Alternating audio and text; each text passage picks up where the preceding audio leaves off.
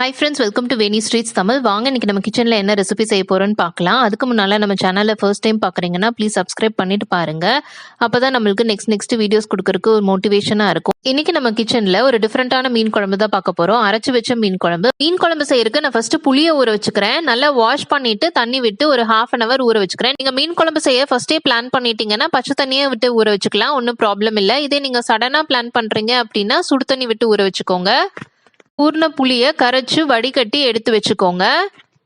வாங்க இப்போ அதுக்கு தேவையான இன்கிரீடியன்ஸ் என்னென்னு பார்த்துட்டு வந்துடலாம். மெஷர்மெண்ட்ஸ் எல்லாம் டிஸ்கிரிப்ஷன் பாக்ஸில் கொடுத்துறேன், வேணுங்கிறவங்க செக் பண்ணிக்கோங்க. மீன், சின்ன வெங்காயம், தக்காளி, வெந்தயம், சீரகம், மிளகு, கருவேப்பிலை, வரமிளகா, தனியாத்தூள், தண்ணி, உப்பு, புளி, தேங்காய் எண்ணெய். குழம்புக்கு தேவையான மசாலா அரைக்கணும். அதுக்கு ஃபர்ஸ்ட் ஒரு கடாய் வச்சுக்கிறேன். 2 டீஸ்பூன் எண்ணெய் விட்டு வெந்தயம் போட்டுக்கிறேன். வெந்தயம் நல்லா செவந்ததும் சீரக மிளகு சேர்த்துக்கலாம். இது நல்லா பொரியட்டும். இப்போ சின்ன வெங்காயம், கருவேப்பிலை, வரமிளகாய் எல்லாம் சேர்த்துக்கலாம். சின்ன வெங்காயம் நல்லா வதங்கணும். இப்போ மஞ்சள்தூள் சேர்த்துக்கிறேன். இப்போ தக்காளி சேர்த்துக்கிறேன். சேர்த்துட்டு நல்லா வதக்கி விடுங்க. வெங்காயம் தக்காளி நல்லா வதங்கணும். வதங்கினக்கு அப்புறம் நம்ம மல்லித்தூள் சேர்த்துக்கலாம். மல்லித்தூள் சேர்த்துட்டு அடுப்பை ஆஃப் பண்ணிருங்க. இப்போ இந்த சூட்லயே மல்லித்தூள் பச்சை வாசம் போயிடும்.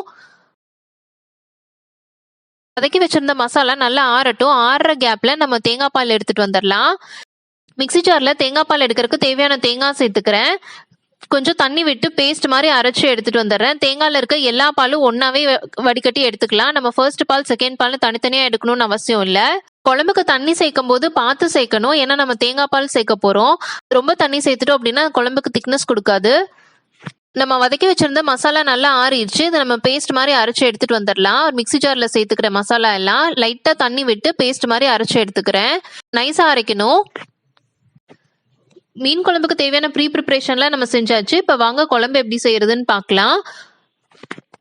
நம்ம அரைச்சி வச்ச மசாலாவை ஒரு பாத்திரத்துக்கு மாத்திக்கிட்டேன். இப்போ மிக்சி ஜார்லாம் வாஷ் பண்ண தண்ணியை விட்டு நான் அந்த மசாலாவை கரைச்சிக்கிட்டேன். கூடவே புளி தண்ணியும் சேர்த்துக்கிறேன். இப்போ மசாலாவை நல்லா கரைச்சாச்சு. நான் மண்பானையில தான் நான் இன்னைக்கு மீன் குழம்பு வைக்க போறேன். அதனால இப்போ நான் அந்த மண்பானைக்கு டிரான்ஸ்ஃபர் பண்ணிக்கிறேன். இப்போ குழம்புக்கு தேவையான உப்பு சேர்த்துக்கலாம். இந்த மாதிரி நல்ல ஒரு கைப்பிடி அளவு கருவேப்பிலையை நான் கட் பண்ணி போட்டுக்கிறேன். குழம்பு நல்லா கலந்து விட்டுட்டு இப்போதான் நான் அடுப்புல ஏத்த போறேன். நான் உப்பு காரம் டேஸ்ட் பண்ணதுல எனக்கு காரம் கொஞ்சம் கம்மியா இருந்த மாதிரி இருந்தது. அதனால நான் மிளகாத்தூள் எக்ஸ்ட்ரா சேர்த்துக்கிட்டேன். உங்களுக்கு வேணும்னா சேர்த்துக்கோங்க, வேண்டாம்னா அவாய்ட் பண்ணிக்கோங்க. குழம்பு சீக்கிரம் கொதிக்கிறதுக்காக நான் ஒரு மூடி போட்டு மூடி வச்சுக்கிறேன். இப்போ ஒரு 10 நிமிஷம் ஆச்சு. நான் குழம்பு நல்லா கொதிக்குது பாருங்க, பச்சை வாசம்லாம் போயிருச்சு. இந்த ஸ்டேஜ்ல நம்ம நல்லா வாஷ் பண்ணி வச்சிருக்கிற மீனை சேர்த்துக்கலாம். நான் இன்னைக்கு மீன் தலையும் வாலும் போட்டு தான் குழம்பு வைக்கிறேன். மிச்சதெல்லாம் ஃப்ரைக்கு வச்சுக்கிட்டேன். மீன் எல்லாம் உள்ள சேர்த்துக்கு அப்புறம் நம்ம மூடி வச்சு ஒரு 5 minutes வேக வச்சுக்கலாம். டக்குன்னு வெந்துடும் ஃபிஷ்ஷு. மீனை சேர்த்துக்கு அப்புறம் நம்ம கரண்டி போட்டு கிண்டி விடக்கூடாது. அப்படி பண்ணோம்னா மீன் எல்லாம் உடஞ்சிரும். அதை அவாய்ட் பண்றதுக்காகவும் அடி பிடிக்காம இருக்கிறதுக்காகவும் நான் கரண்டியை மட்டும் லைட்டா உள்ள மீன் இல்லாத இடத்துல பார்த்து உள்ள விட்டு இந்த மாதிரி ஷேக் பண்ணிக்கிறேன்.